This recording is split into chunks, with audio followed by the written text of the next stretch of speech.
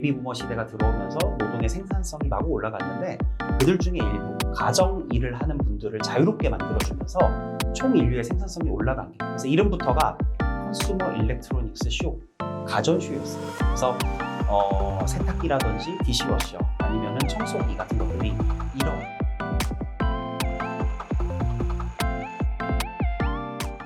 예, 안녕하세요. 저희는 메리츠증권 리서치 센터에서 지금 각자 섹터들을 담당하고 있는데요.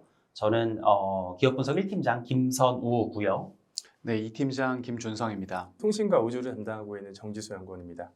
이번에 저희 셋이 미국 라스베가스에서 펼쳐지는 CES 2026을 갔다 왔습니다.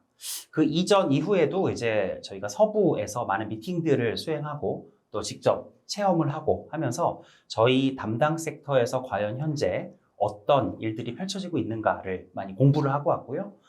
저 역시도 이번 CES를 다녀오면서 많은 것들을 체험하고 또 전문가들을 만날 수 있어서 많이 배우고 왔습니다. 그래서 오늘 시간에는 저희가 어떤 것들을 보고 왔는지를 맛보기로 일부만 보여드리는 걸로 말씀을 드리는 걸로 그렇게 하도록 하겠습니다.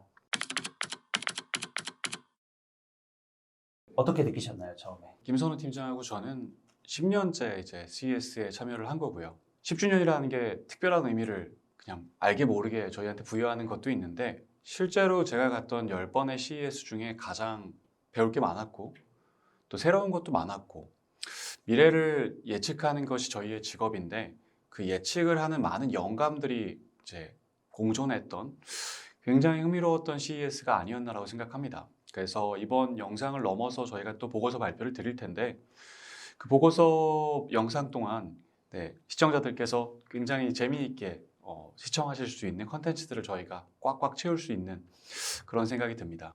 반면에 이제 처음 가보신 우리 통신 우주 담당하는 우리 정지수 애널리스트 입장에서는 어떠셨나요? 우리가 에피소드도 참 많았잖아요. 네, 맞습니다. 맞습니다. 그 10년 동안 이제 다녀오신 팀장님과 다르게 저는 이제 처음 출장을 갔던 건데 생각보다 너무 힘들었고요.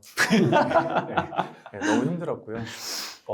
그리고 사실 저희는 이제 메리츠 전통이 출장을 다녀오자마자 자료를 쓰는 게 이제 전통이다 보니까 이제 복귀 전에 거의 한 이틀 밤을 새서 이제 자료를 쓰는 일정이 있었는데 너무 힘들었고 이제 그걸 10년 동안 해오신 팀장님들도 참 대단하다는 생각을 하게 됐습니다. 저희가 또 에피소드가 있었죠. 네, 이틀 밤을 새고 이제 집에 와야 되는데 어떤 일이 있었는지 한번 설명을. 네, 그렇죠. 이제 이틀 밤을 새고 저희가 이제 집에 왔어야 되는데 이제 로컬 비행기가 이제 연착이 되면서 저희가 이제 한국으로 돌아오는 비행기를 이제 놓치게 돼가지고 또 미국에 부득이하게 하루 더 머물게 되는. 강제로 하루를 더 있었죠. 네, 그렇죠. 네. 우리가 탄 항공사가 이제 저가 항공사, 울트라 로우 코스트. 예. 그래서 초저가 항공사를 타고 왔어요. 그러다 보니까 우리의 짐을 바로 국적기로 이동해주지 않는 그걸 찾으러 저희가 정말 열심히 뛰었는데 연착으로 인해서 비행기를 못 타는 그런 우여곡절이 있었습니다. 저희는 이제 CES를 10년 이상 다니면서 이거를 이제 단편적으로 보면 안 된다라고 생각을 해요. 매년 어떤 게 공개되는가 상당 부분은 전년도, 전전년도에 다 공개가 됐던 것들이 다시 나올 때가 있습니다. 그래서 한 번 가신 분들은 신기하다라고 할 수 있는데 반대로 우리는 그 증분을 찾는 거죠. 과연 이 증분이 커지고 있는가 작아지고 있는가. IT 쪽에서는 보여지는 것들은 사실은 증분은 너무나 작아지고 있어요. 대신에 또 반대로 이제는 보이지 않는 것에 대한 탐구가 더 커집니다. AI라는 것들이 바로 그런 거라서 라스베가스 컨벤션 센터라는 넓은 컨벤션 센터에서 진행이 되는데 자동차가 들어오면서 처음에는 놀스관을 할당해 주다가 자동차는 한 대의 부피가 훨씬 크잖아요. 이제 너는 저쪽으로 전용관을 또 만들어 줄게 라고 해서 웨스트관으로 갔고요. 반대로 이제 센트럴관은 원래 한국 기업들의 동무대였다가 지금은 삼성전자가 빠진 자리를 중국 기업들이 차지하는 이런 변화상들이 이번에 많이 보여져서 이런 흐름의 과정에서 저는 참 생각할 거리가 많은 CES였다 이렇게 총평을 드릴 수 있겠습니다. 모빌리티 자동차 로봇을 보는 제 입장에서는 Car to Robot이라는 키워드를 제시 드릴 수 있을 것 같아요. 기존에 우리가 차량을 제조해서 판매하는 비즈니스, 그것을 이제 자동차 시장이라고 봐왔는데 이 차량 제조 및 판매 비즈니스에 속해 있었던 완성차, 부품업체, 센서 업체, 클라우드 업체, 그리고 수많은 컴퓨터 업체들 이 회사들이 전부 다 차량 제조 분야에 기여했던 자신의 사업을 이제는 자동차 로봇 택시라고 부르고 있죠. 그리고 사람 형태의 로봇, 다양한 폼팩터의 로봇 회사로 전환할 수 있게 자신이 기존 차량 제조 산업에서 갖고 있던 장점과 새롭게 개발한 기술들을 융합해서 새로운 이제 성장 모델을 제시하는 그런 의미 있는 26년의 CES가 아니오라고 생각합니다. 그래서 네, 26년 CES에서의 키워드 car to 로봇 관점에서 최근에 이제 업종의 기업 가치 상승이 만들어지고 있고요.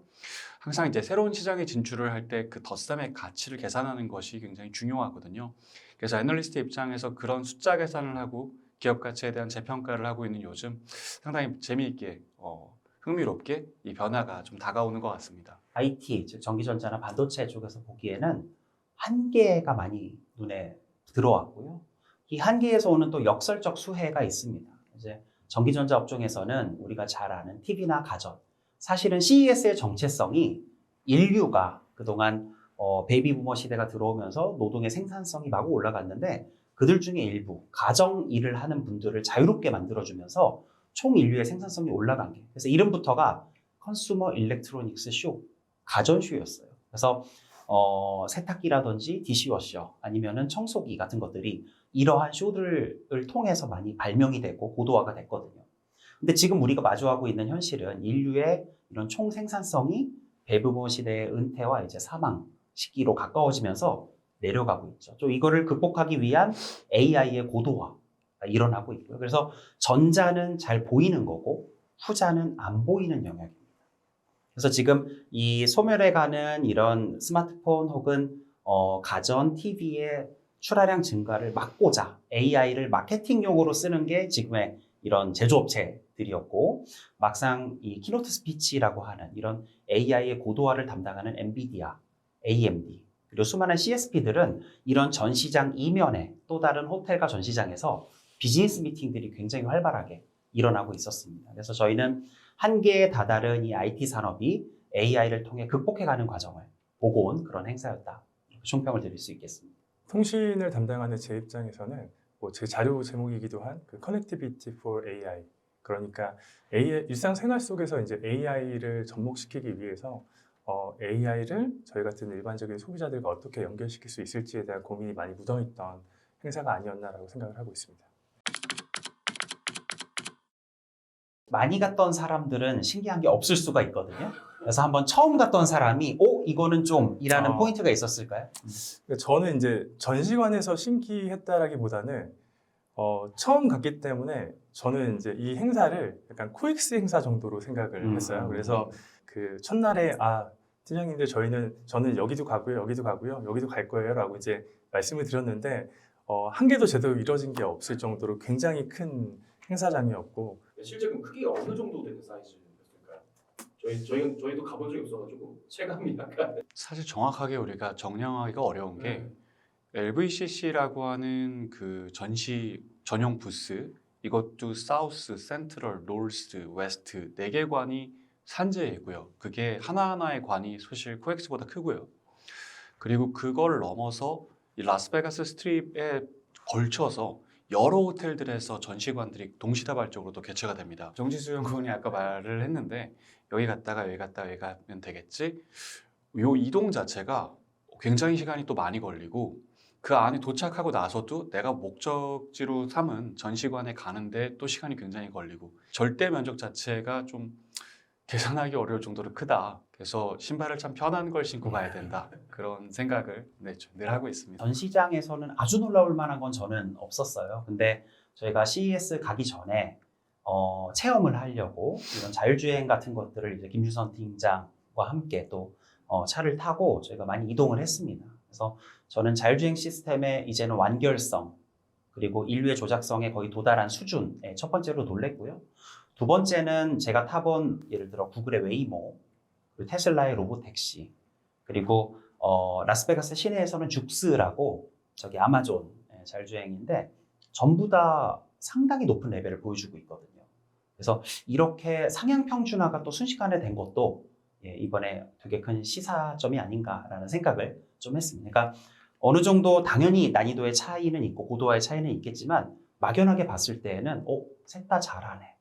이런 것들 너무 크게 느끼는 그런 특별점이 있었습니다.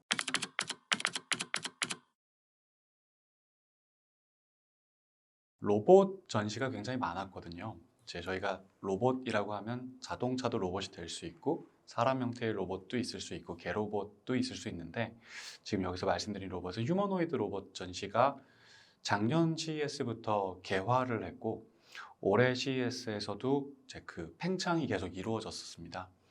그래서 이번 CES에서 수많은 중국, 미국, 유럽 그리고 한국의 로봇 회사들, 휴머노이드 회사들이 나와서 전시를 했고 인상적이었던 건 로봇과 격투기를 할 수 있는 관이 있었습니다. 유니트리라는 회사가 이 스파링을 할 수 있는 권투장 같은 사각형 모양의 부스를 전시를 하고 그 안에 이제 객석에 있는 이 전시관에 참여한 사람들이 이제 자기의 선호에 따라서 참석을 해가지고 줄 서서 격투기를 하는. 그래서 좀 거친 분들은 로봇을 발로 세게 차서 넘어뜨리기도 하고 그럼 벌떡 일어나서 또 다시 싸우려고 하고 그런 부스들이 상당히 많이 등장을 하면서 뭐 기술적으로는 또 드릴 얘기가 많지만 그냥 표면적으로 로봇이 우리 삶에 더 가까이 오고 있다라는 인상을 줬고 사람들이 아주 바글바글 마치 마이크 타이슨의 경기를 보는 것처럼 주변을 삥 둘러싸고 그걸 흥미롭게 지켜봤던 게 제가 봤을 때는 가장 붐볐던 부스로 생각이 납니다. 그게 이제 유니트리 로봇은 이미 되게 많이 유명해요. 근데 전시관을 너무 좁게 잡았어요. 보통은 CES가 그 전에 한 상반기 중에 전시관을 예약을 하거든요. 근데 유니트리가 너무 좁게 잡아서 작은 격투장 안에서 로봇이 격투를 할 수 있게 해놨는데 사람들은 그걸 보고 싶으니까 더 운집을 한 거죠. 그래서 좀 넓은 공간이었다면 좀 쉽게 봤을 텐데 그렇게 바글바글하게 뭐 대신에 약간 흥행 효과는 있었던 것 같고 근데 제가 놀란 거는 사실은 유니트리의 그 로봇은 뭐 상해 이런 여러 가지 로봇쇼나 이런 데 많이 출품이 됐다고 해요. 근데 저는 옆에서 관계자가 조이스틱을 들고 그거를 운영하고 있다는 거에 좀 놀랐습니다. 뭐냐면 유니트리 로봇은 일어나서 밸런스를 맞추는 것까지만 자동으로 하고 있는 거고 상대방을 찾아서 돌고 격투 포즈를 취하는 거는 조작을 하고 있더라고요. 그래서 아직은 이런 참관객들을 어떻게 하면 되게 호기심을 유발을 할까 고민 끝에 이제 그런 형태를 내놓았던 것 같습니다. 그러니까 완전 100% 격투 모드는 아니었던 거죠. 부스 중에 그 대만의 기가바이트라고 그 AI 데이터 센터용 하드웨어 만드는 회사가 있는데 이게 엔비디아 협력사라 그런지 사람들이 굉장히 많더라고요. 그래서 사진을 찍으려고 이렇게 비집고 들어가도 도저히 틈을 안 내줘서 이제 사진을 잘 못 찍고 왔던 경험은 있습니다. 네. 그 동일 기가바이트 부스에 가면 젠슨 황이 자기 여기 왔었다라고 사인해 놓은 게 있거든요. 근데 이 기가바이트뿐만 아니라 수많은 이 AI 서버나 이런 칩 만드는 업체들이 지난해 대만 컴퓨텍스 저희도 이제 갔다 와서 한번 찍었었는데 영상을 그때 5월 말에 있었죠. 그때 받은 사인을 그대로 다 들고 왔어요. 그래서 엔비디아 협력사를 또 여기서 자랑하는 그런 게 좀 인상 깊었습니다.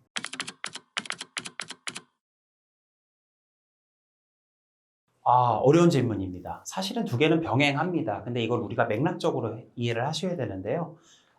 예전에 우리가 영상을 찍은 적도 있지만 우리는 엔비디아가 주장하는 AI의 고도화 과정에서 스케일업, 그리고 스케일아웃, 그리고 스케일 어크로스로 이런 스케일업 과정은 수직적 향상, 그래서 반도체 칩이 고도화되어 가면서 제너러티브 AI, 생성형 AI에서 이 칩의 성능을 최대화시키는 과정에서는 성능이 올라가면 발열도 올라가고 소모 전력량도 올라가는 게 굉장히 자연스러운 현상입니다.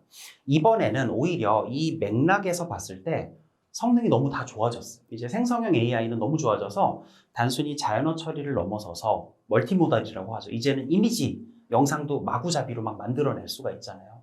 이 가운데 병목 현상들을 찾고 있습니다. 과연 어디가 병목이 되느냐? 궁극적으로는 피지컬 AI로 이제 진보를 하게 되는데 이 에이전틱 AI를 사용하면서 이 사람이 무슨 질문을 했지? 무슨 목적이었을까? 그리고 나는 이렇게 대답하는 게 나을까라고 하면서 내부에서 원래는 단일 패스 추론이라고 한 번의 추론, 일방향 추론만 있는데 이제는 다중 루프 추론을 합니다. 그러면서 바로 전 질문과 맥락을 이해를 해야 돼요.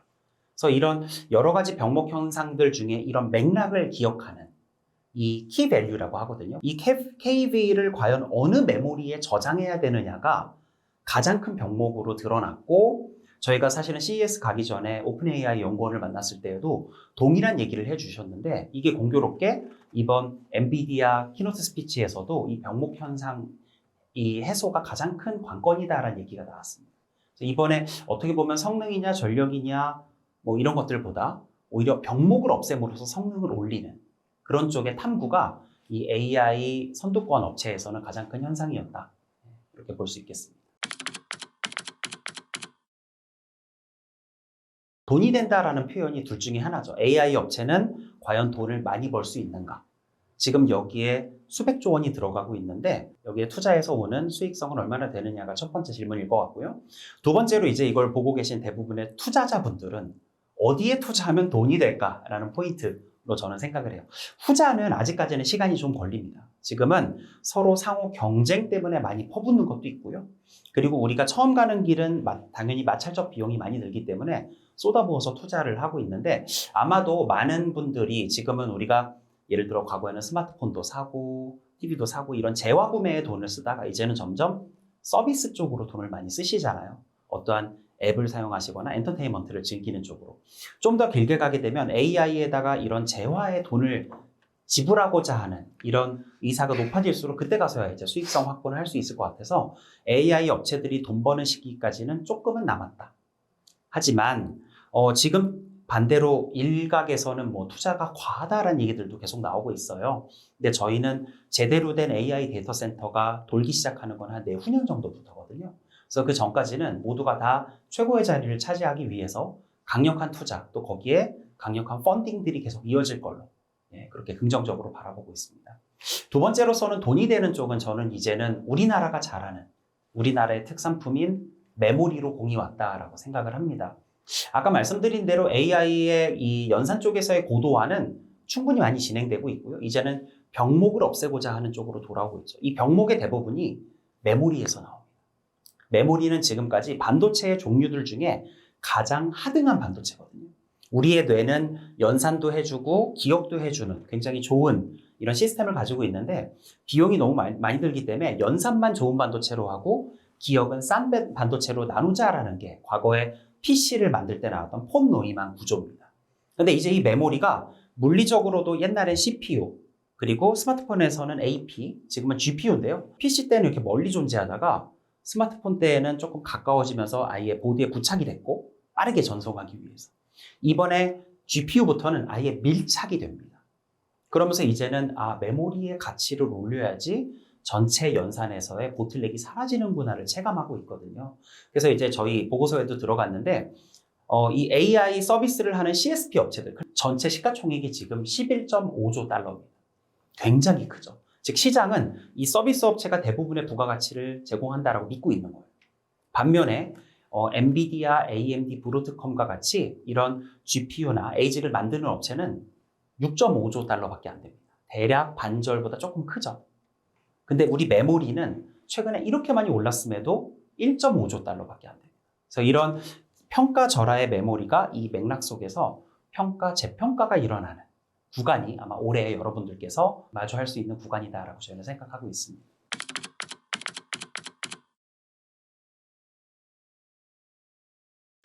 현대자동차 부스가 이번 CES에 참관한 수없이 많은 기업들 중에 가장 컸습니다.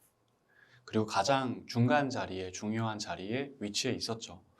그리고 그 큰 부스를 들어가기 위해서 60분, 90분이 걸렸습니다. 굉장히 이제 흥행했죠. 그렇게 줄을 길게 서고 마치 놀이동산 가서 인기 있는 놀이기구를 타기 위해 기다렸던 마음으로 입장을 하는 순간 우리가 기대했던, 우리가 원래 알았던 현대차의 부스와는 전혀 다른 모습이 펼쳐집니다. 원래 알았던 현대자동차라는 회사의 이미지는 소나타나 그랜저나 산타페 같은 우리가 운전하는 차, 이제 우리가 원래 알던 그 차를 파는 회사이고, 이제 조금 더 나아가면 이제 아이오닉 5, 아이오닉 6 같은 전기로 가는 우리가 아는 차를 전시하던 회사라고 생각을 했었는데, 이 부스에 들어가고 나면 그런 것들이 하나도 없습니다. 그 넓은 부스를, 그 많은 사람들이 들어갈 수 있는 그 큰 부스에 로봇으로만 가득 채워져 있었습니다. 잘 알고 있는 사람 형태의 로봇 아틀라스, 강아지 형태의 로봇 스팟, 그리고 물류 로봇 스트레치, 그 외에도 주차 로봇, 충전 로봇, 다양한 종류의 로봇들로 각 부스를 가득 메워서 아까 말씀드렸던 카트 로봇이라는 기존의 차량 제조, 판매 사업을 하던 친구들이 자신이 갖고 있던 강점 외에 플러스 알파를 더해서 그리고 다른 연합 전선 구축, 구글이나 엔비디아와의 연합 전선 구축을 통해서 아예 더 큰 세상으로 나아가는 문을 여는 듯한 느낌을 이번 전시회에서 공간적으로 저희가 받아볼 수 있었던 이미지가 있었거든요. 그래서 저는 그런 부분들, 이제 표면적으로 느껴지는 부스 안에서의 느낌, 그리고 실체적으로 그 로봇들이 각기 실제 생산성 향상을 위해서 어떤 기여를 할 수 있는지에 대한 정량화, 그 정량화된 기술을 구현하기 위한 기술적인 배경들이 단단하게 다져졌던 굉장히 인상적인 전시였다고 생각을 하고 있습니다. 통신과 더불어서 우주 섹터를 커버하는 애널리스트 입장에서 이제 시장에서 우주에 대한 관심이 커지는 것은 이제 무척 반가운 일이고요. 사실 그 CES에서 스페이스 테크 카테고리가 생긴 건 2012년이었고요. 사실 작년까지도 우주 산업이라는 건 이런 거야라고 이제 그 보여드릴 만한 실체가 그렇게 많지 않았다라고 생각을 하는데, 이제 최근에 아시는 것처럼 스페이스X나 로켓랩처럼 상업화에 성공하는 이제 기업들이 등장을 하면서 실제로 이제 산업으로서 좀 인정받는 것 같아서 굉장히 좀 기분이 좋고요. 또 그런 측면에서 조금 더 이제 내년에 혹은 내후년에 CES에서는 조금 더 구체화되고 또 시장에서 우주 산업에 대한 이해가 좀 높아질 수 있을 만한 좀 기술들이 많이 등장했으면 좋겠다는 생각을 하고 있습니다. 네.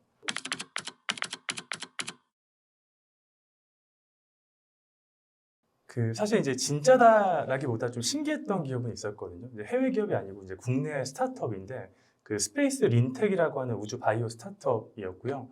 이 회사가 하는 게 그 우주의 이제 미세 중력을 이용을 해서 그 고품질 단백질 결정을 만들고요.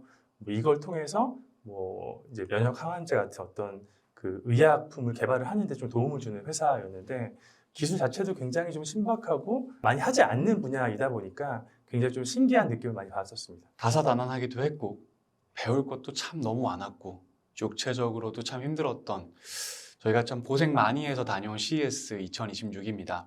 배운 게 많은 CES인 만큼 드리고 싶은 얘기도 참 많습니다. 각자 저희가 이제 많은 시간을 할당 받을 거라고 기대를 하고 있고요. 컨텐츠를 빵빵 채워서 여러분께 새해 컨텐츠를 들고 다시 찾아뵙겠습니다. 오늘 저희와 함께 해주셔서 감사합니다. 기대해 주십시오. 시차 적응 좀 하고 돌아올게요. 네.